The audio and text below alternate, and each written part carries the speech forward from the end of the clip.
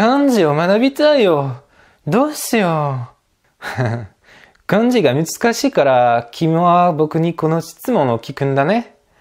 今日はこの質問に答えると思う。さあ、一緒に見てみよう。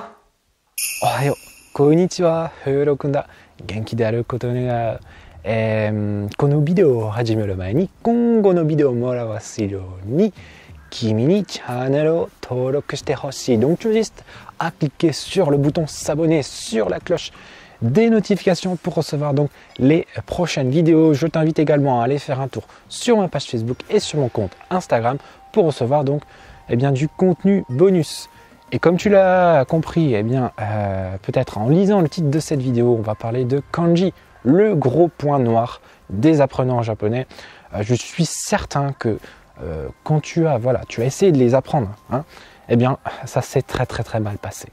Alors écoute, c'est tout à fait normal et en fait, je vais te dire un truc qui va peut-être te déranger, mais apprendre les kanji par liste comme ça, faire du recopiage, j'en avais aussi parlé pour les kanas, mais c'est vraiment une méthode horrible et à surtout éviter.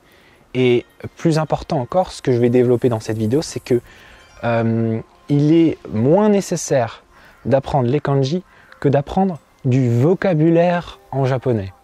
Donc, ce que je te propose maintenant, c'est qu'on développe tout ça dans cette vidéo.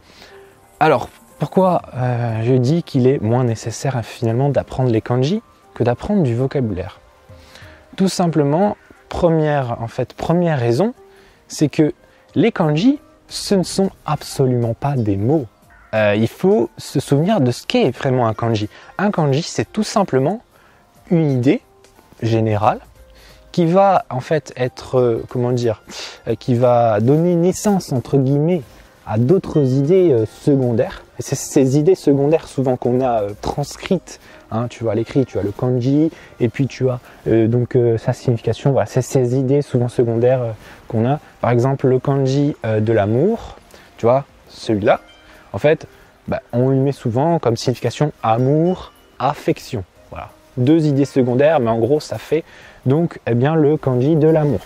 Et donc, ces fameuses idées, elles peuvent, et c'est pas tout le temps le cas, être transcrites sous la forme de mots.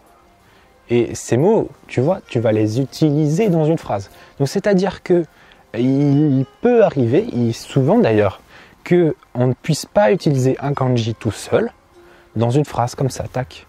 Parce que ça n'a aucun sens, tu vois. Donc de ce fait, moi je pose la question, à quoi ça sert d'apprendre des kanji, tout comme ça, que tu ne peux pas directement mettre dans une phrase, l'utiliser comme ça.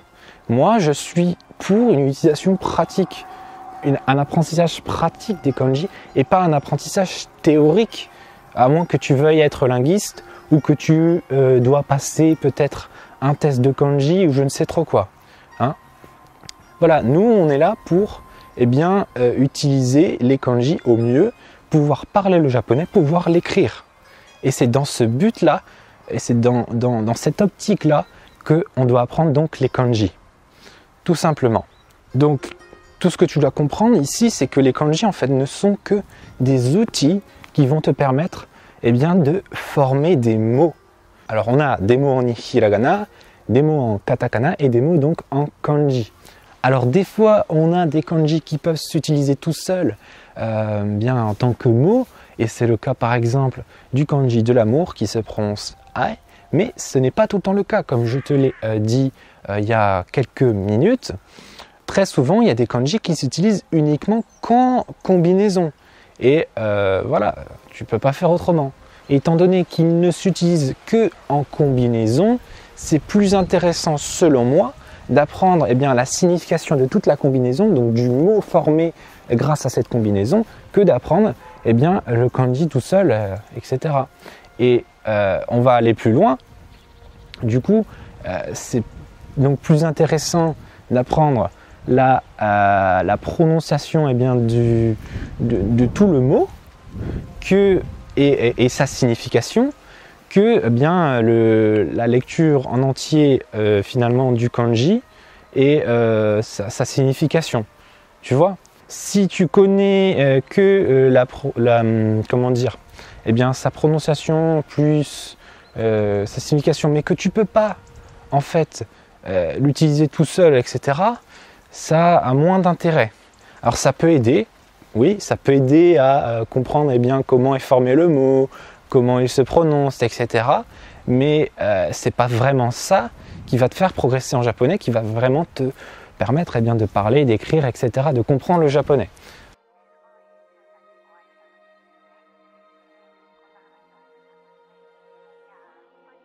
Alors maintenant, si tu dois vraiment les apprendre par liste, que tu dois passer un test de kanji, je ne sais trop quoi, voici ce que je vais te conseiller. Alors, même si, comme je te le dis, c'est plus important eh bien, d'apprendre des mots que des kanji. Hein. Alors, le premier conseil que je vais maintenant te dire, c'est qu'il faut donc bien apprendre les kanji avec du vocabulaire. Et on revient à ce qu'on a dit tout à l'heure. Donc, apprendre les kanji bien en formant des mots, etc. Tu vois, en lisant des mots, etc. Hein, tout simplement. Hein.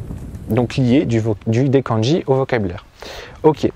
Le deuxième conseil, c'est donc d'apprendre les kanji eh bien, grâce à leurs clés. En apprenant donc les clés des kanji, qui sont donc des petites parties d'un kanji. Parfois, c'est un trait, parfois, c'est même un kanji, tu vois.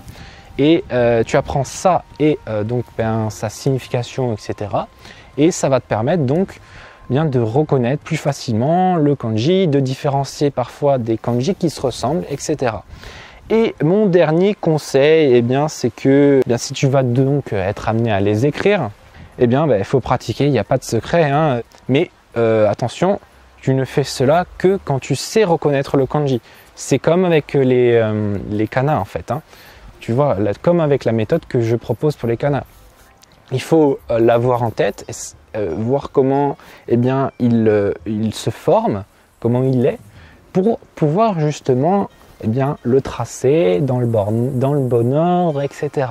De toute façon, en ce qui concerne donc les lectures et les significations des kanji, eh bien, au bout d'un moment, à force de les voir, à force de répéter, de les lire, de les écrire, etc., tu vas finir eh bien, par les connaître, hein, tu vois. Mais cette répétition, elle doit se faire grâce au vocabulaire en fait, que tu apprends, en apprenant du vocabulaire, etc., que tu peux utiliser justement eh bien, dans des phrases ou que tu peux facilement lire dans les textes en japonais. Voilà, donc cette vidéo est maintenant terminée. J'espère que tu l'as appréciée, qu'elle t'a fait réfléchir justement sur l'apprentissage des kanji. Si c'est le cas, tu peux me laisser un gros pouce bleu. Ça m'aide énormément. Juste avant qu'on se quitte, je t'invite également, comme d'habitude, à aller faire donc un tour sur, je crois que c'est là, donc ma méthode pour apprendre donc les kanas en une semaine. Donc c'est une méthode que j'ai développée moi-même. Donc il y a juste à cliquer sur le lien donc dans la fiche qui s'affiche et en description. Et ensuite tu es renvoyé vers une page où tu as juste donc à mettre ton adresse mail et tu es renvoyé, tu reçois un message de ma part hein, qui te donne accès au contenu bonus. Ouf. Donc moi je te dis à la prochaine vidéo, bye bye et gambarone.